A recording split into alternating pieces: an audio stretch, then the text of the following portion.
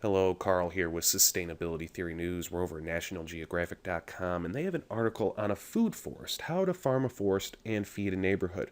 Now, this permaculture forest operation does have some open fields, and that's where you're going to grow these little guys here, which are ground cherries. It kind of tastes like apples. They grow wild in many parts of America.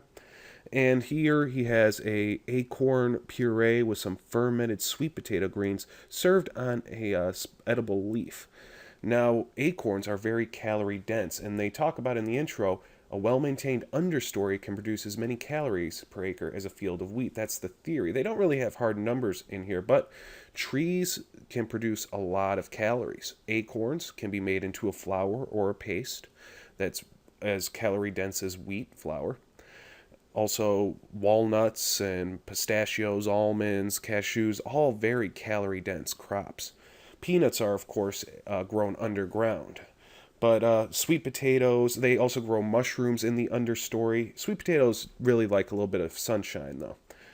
Understories are, of course, the area underneath the trees, the ground underneath the trees that supports different varieties of plant life. If it's a very thick forest, it might not support too much plant life.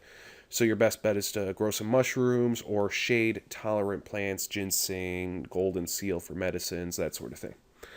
But you know what? For high calories, you're going to want nut trees. That, bar none, will produce the most food. And very low maintenance. You got to plant a bunch of them, then thin them out, and just make sure they get enough water, enough sunshine, and they'll grow back year after year, producing tons of nuts. Literally thousands and thousands of pounds of nuts, which produce a lot more calories per acre than a field of wheat.